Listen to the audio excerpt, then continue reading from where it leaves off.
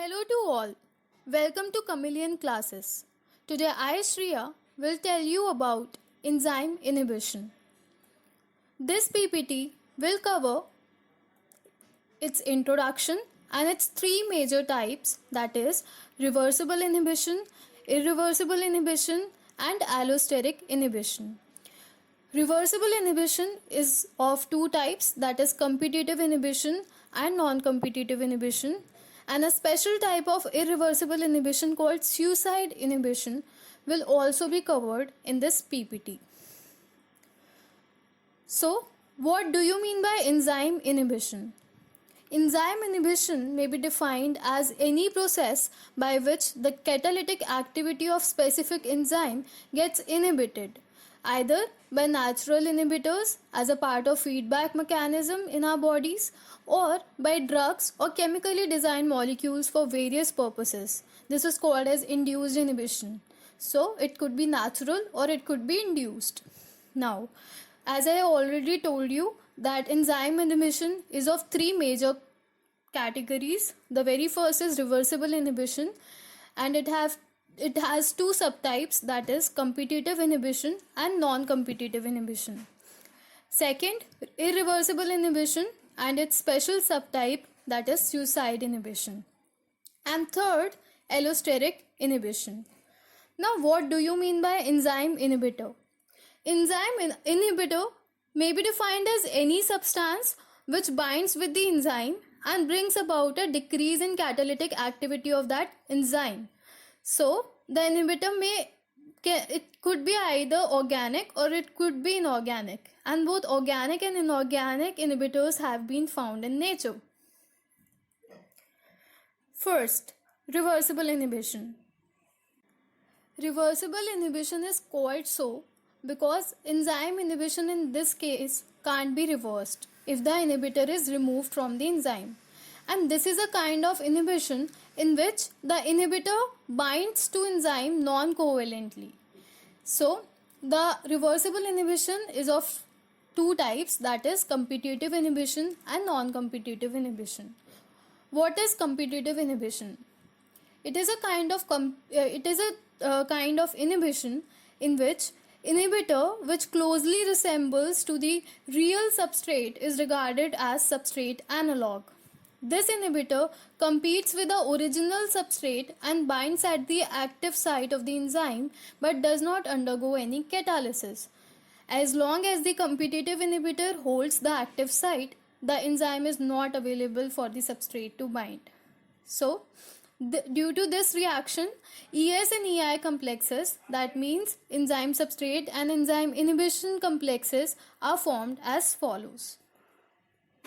Here you can see a blue colored enzyme representing by alphabet E, which is having the active site here, and when this active site is occupied by the substrate, which is here a red color substrate represented by S, then the ES complex will be formed and the normal reaction will carried out. But in the case of competitive inhibition, this active site of the enzyme will be occupied by the inhibitor. Here you can see the inhibitor, which is structurally somewhat similar to that of the original substrate and represented by the alphabet I, will result into the enzyme inhibition complex or EI complex, due to which there will be no normal reaction and the catalytic activity of the enzyme will be lost. Next, factors on which it depends. It depends on the relative concentration of the substrate and inhibitor and their respective affinity with the enzyme and its active site. The inhibition could be overcome by a high substrate concentrations. In competitive inhibition, the Km value increases while the Vmax remains unchanged. As you might also know that Km here stands for Michaelis-Menten constant and Vmax is the maximum velocity of the enzymatic reaction. Now, examples of reversible reaction or reversible inhibition. The very first is the enzyme succinic dehydrogenase, SDH. It is the enzyme with succinic acid as its substrate and the many organic compounds like that of malonic acid, glutaric acid, and oxalic acids have structural similarity with that of succinic acid, and hence act as its structural analog and compete with the succinic acid to bind at the active site of SDH, that is succinic dehydrogenase.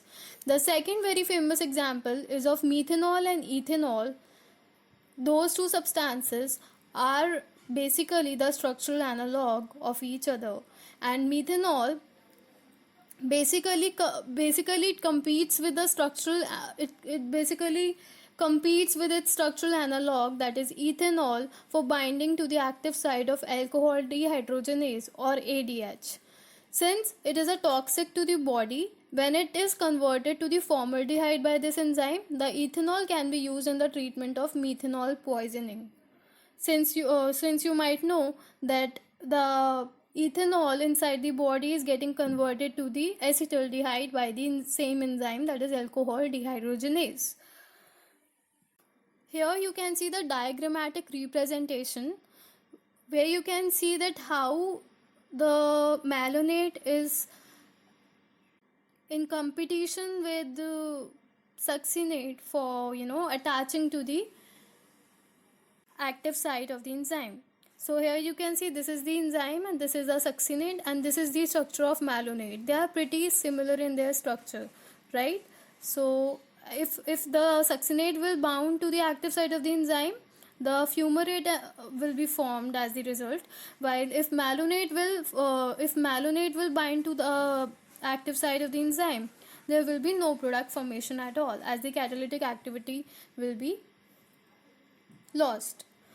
Now this is a table showing certain enzymes with their respective substrate and competitive inhibitors.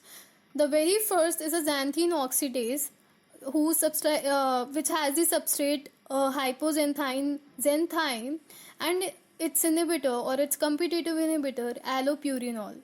So what is the significance of it, or what is the significance of using this competitive inhibitor allopurinol is that basically it is used in control of gout to reduce excess production of uric acid from hypoxanthine. How? I will tell you in some later slides.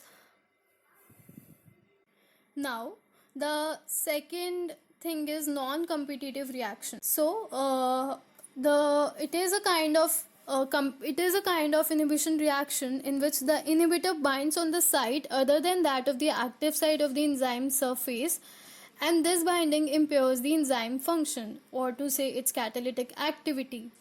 The inhibitor has no structural resemblance with the substrate, as in a case of competitive reaction. However, there usually exists a strong affinity for the inhibitor to bind at the second site. So in fact, the inhibitor does not interfere with the enzyme substrate binding, but the catalysis is prevented, possibly due to distortion of the enzyme conformation. The inhibitor generally binds with the enzyme as well as the ES complex, and the overall reaction could be shown here. As you can see here, this is your E, that is enzyme. When it binds to the S, that is substrate, the ES complex or the enzyme substrate complex will later result into the production of product in the normal reaction. But there are two other possibilities that could happen in case of non-competitive reaction, where the I, that means the inhibitor, can directly bound to the site of the enzyme, resulting into the formation of EI complex or enzyme inhibitor complex, or it could bind to the ES complex itself, that is enzyme substrate complex itself, to form ESI, that is the enzyme substrate inhibitor complex, and then in both the cases the catalytic activity of the enzyme will be lost. As an example of non-competitive inhibition, we can take the example of heavy metal ions like that of silver, lead and mercury, which can non-competitively inhibit the enzymes by binding to their cysteine self-hydryl groups, and as it is shown in the reaction here. Also, it is important to note that in case of non-competitive inhibition, the Km value is unchanged while Vmax is lowered, compared to that of the competitive reaction in which the Km value was increased while the Vmax remained unchanged. Next, we will see the comparison between competitive and non-competitive inhibition in terms of Lineweaver graph. And after that, we will study about irreversible reaction, its examples, and suicide inhibition, its subtype. Also, we will see that how allopurinol is suicide inhibitor of xanthine oxidase. And then at last we will study about allosteric inhibition. For all these topics, you will have to see the other part of this video. The parts will be uploaded soon. Till then, do like, subscribe the Chameleon classes. Thank you.